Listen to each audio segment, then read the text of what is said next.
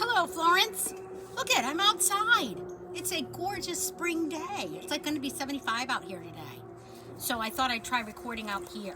Give you a little different view. And me some sunshine and fresh air. If you hear some noise, it's probably from the highway. Or maybe the dog's barking. Who knows? All right, let's start chapter 24. The dog still didn't seem to have the energy to do anything.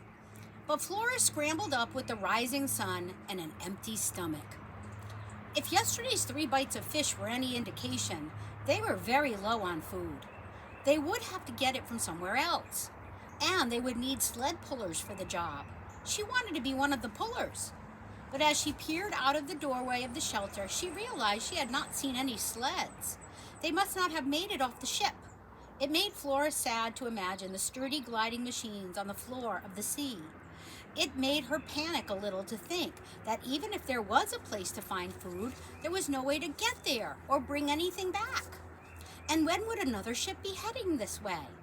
Well, Flora wasn't going to get herself to sink into the gloom. She decided to get used to the cold. She wanted to be ready to work just in case. And what good was a puller with cold feet? But the moment she stepped outside, the cold became painful. It was the wind that cut the hardest. She nosed into it and felt her nostrils become crusty with frost. Her eyeballs stung. Her breath caught in her lungs, and she couldn't release it without effort.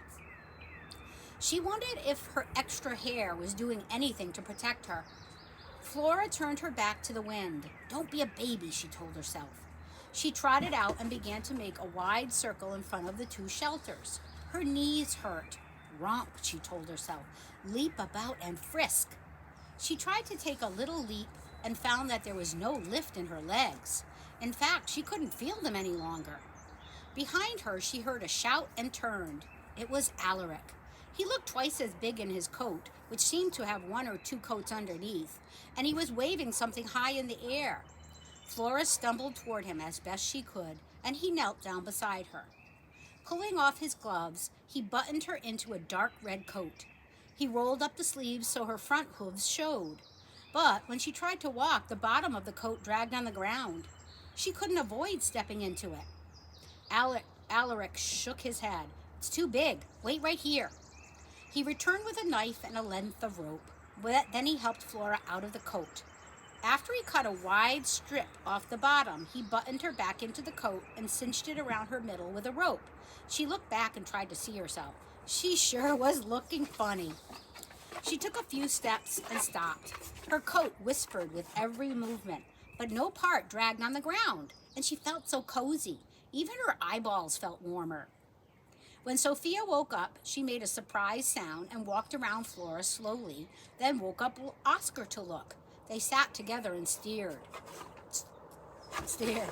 Oscar cleared his throat. "I wondered how you were going to make it out here. This answers one of my biggest questions." Sophia nodded. "I don't have to worry about my bed partner turning into a pigsicle any longer." Flora stepped back out into the pale light. She began to run around the camp. She pushed hard until the cold air burned her throat. Then she ran even more. The lifelessness of the land still amazed her. There were no seals or polar bears or rabbits disappearing into their holes. No mice or birds, not even a single seagull. I sure wouldn't mind it if there was a little color out here," she said to one of the other dogs when she returned to the shelter. The dog's eyes twitched as if he were surprised to be spoken to, but he didn't respond. She tried again. "Even a spot of green poking out of the snow would do my heart good." The dog gave a big sigh and turned his nose under his tail. Flora looked around the cave. "But one thing's for sure," she said in a louder voice. "A little run around the camp loosens your lungs and makes breathing easier." It was as if she wasn't there. No one even turned to look at who was talking. Even Oscar and Sophia were ignoring her, curled up together sleeping. One morning, after Flora came back inside from a romp, she heard a dog telling the others that the men were having a meeting. Flora leaned over to Oscar. "We should have a meeting too," she said. Sophia moved to her side and Oscar came closer. "Plans are afoot," he said. Flora's heart thrilled. She was pretty sure any plans would involve pulling something, even if there were no sleds. Hoof! Oscar suddenly lifted his head and crossed his eyes in an effort to look down his nose. A hair was stuck to one of his nostrils. He hoofed again. And then the hair took flight, fluttering down to the blanket. Cat hair, he muttered. At least it doesn't smell like dog hair, Sophia said. Flora coughed politely and sat down. You said there were plans afoot. What happens to the expedition now? No dog sled, said Oscar. No expedition. Couldn't they send a replacement ship with the new sled? No ship, said Oscar. No replacement. No expedition. There is a new project now, and it is called Staying Alive as Long as Possible. We might be lucky and get rescued, or the men might try to sail away in the lifeboats and save themselves. That's probably what they're meeting about.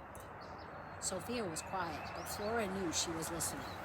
No matter what, it means the food has to last a long, long time. Flora nodded. The once-a-day fish feedings had gotten even smaller. Oscar went on. Actually, there is more food out in the snow. Flora stopped herself from jumping up. She remembered Oscar talking about this, but it didn't seem important before. About 4 months ago, the captain brought a different crew and 2 dog teams, including me, to the Antarctic. We landed not more than a mile from here. Each team pulled big boxes of food on sleds to 2 separate food stations out there. Oscar pointed his nose to the snowy wilderness. We did that so those on the final expedition wouldn't have to carry so much food with them. The first food station is at least 3 days from here. But we don't have a sled to bring back the supplies, Flora finished. Sophia's tail twitched. Let's not get too worried. We should know a lot more as soon as the men finish their meeting. Yup, Oscar muttered. I'm a little tired. Better take a nap. Outside, there were shouts and the sound of work being done. Flora walked to the doorway and saw men moving about with a new sense of purpose. The extra lifeboat with canned food already loaded inside had been set down on its belly as if it were about to sail away on the snow. Ropes tied to the front lay stretched out, ready for pullers. Wow, she had to tell Oscar about this. The dogs were sniffing and talking to one another in low voices. Alaric was in a terrible mood as he helped carry cans. I didn't sign on to this crew to be a nursemaid, he complained out loud. No one was listening, but that didn't stop him. I don't know about anything about taking care of a broken leg and busted ribs. What do I have to stay in this nowhere place for? Flora didn't have to go tell Oscar.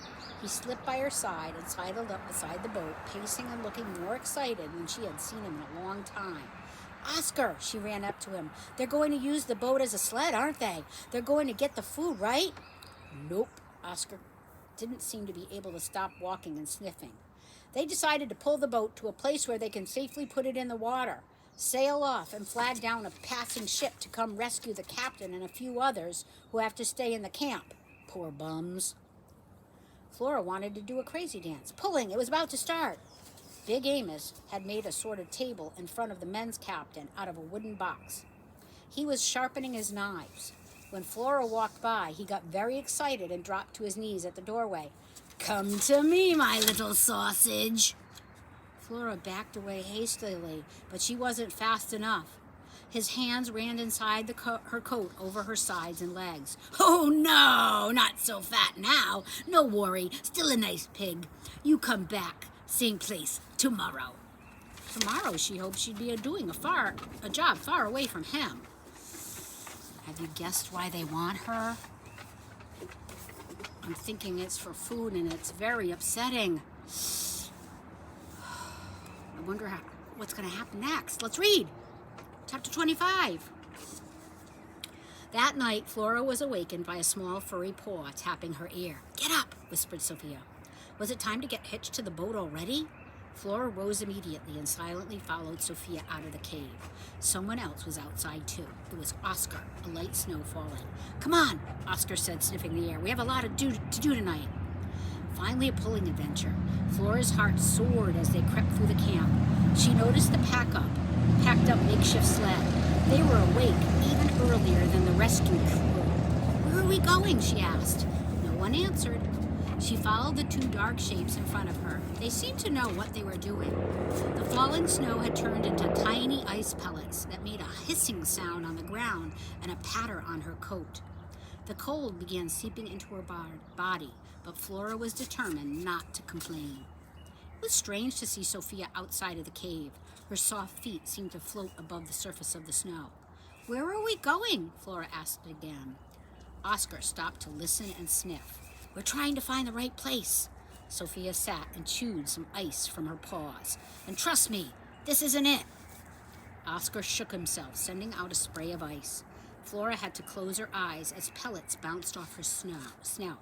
"Hey," said Sophia, "thanks a lot. We have enough ice falling out of the sky without you throwing more in our faces." "Sorry," Oscar mumbled and started moving. Flora trotted behind her friend and thought again about how unusual it was to see Sophia outside away from her blanket. "Did you say the right place?" asked Flora. "The right place for what?" "For you." Oscar didn't stop this time. "Oh."